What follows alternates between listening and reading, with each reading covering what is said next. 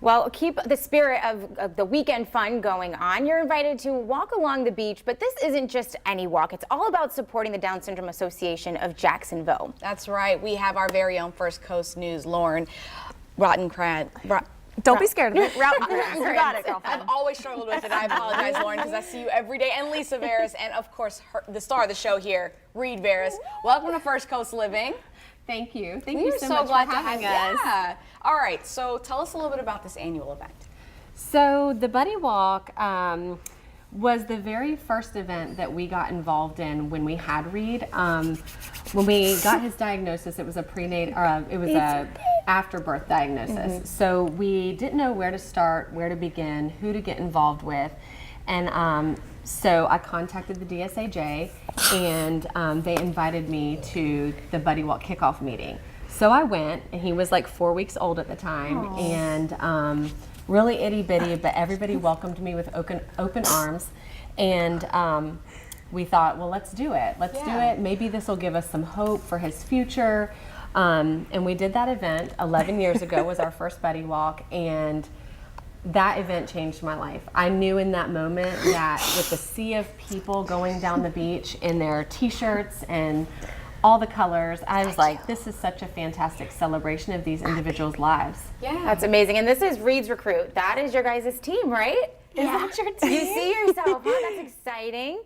So, Lauren, let's talk about your involvement, because this is something that's really special to you. Yes, it is. You know, so I'm a board member on the DSAJ, and I was asked to MC a couple years ago, and I just couldn't walk away from these people. They have become like a second family, and they're just really good people that do good so quietly, and they're really making such an impact in families like the Veras family. So what about the event itself? What all happens? What are some of the things that take place? So it's very, very family friendly. When you get out there, they've got food trucks on site, so food vendors are going to be there. They have tons of carnival-like activities and games that the kids can do. My other two children, they really love the jumpy thing. They get hooked into this harness and they jump. And they jump for hours. Those are actually really fun. So it's a really good event. Just anybody can come.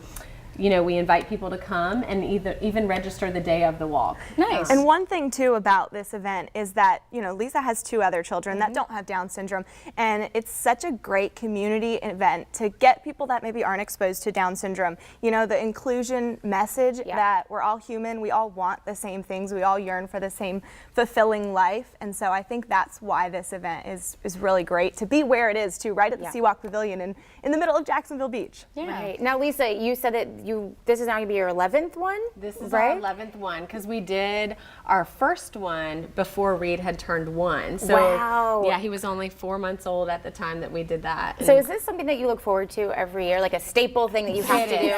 My daughter actually asked me last night, it was so cute, she said, so Mom, is the Buddy Walk a tradition for us? Because she's been learning about traditions. I said, yes, it is. So a really big tradition for us. And we have people that I used to, when I was 15 and I worked at Winn-Dixie, we have some of my old Winn-Dixie coworkers that come.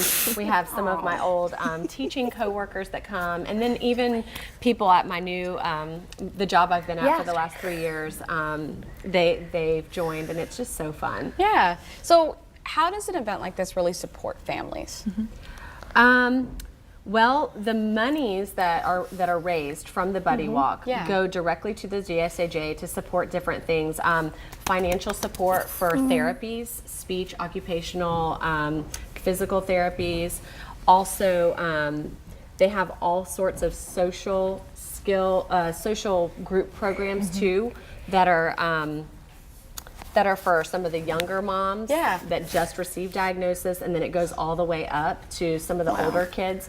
They put on workshops, potty training workshops, things that are very difficult. Then they even have opportunities for these kids to be involved in some sort of organized sports program. So I know Reed's done DSAJ basketball, DSAJ soccer. They've got a boxing program now. They've got the they've got the cheer dance team.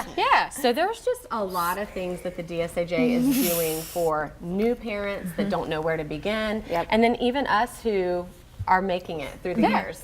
every dollar too, I mean, you see it go right back into the community. So it's one of those organizations where it's really awesome to give and know that you're being part of this really great organization. And their new facility with the career training is incredible. So. Well, we are so happy to have you, Reed. Yes, you gotta come back and visit us, okay?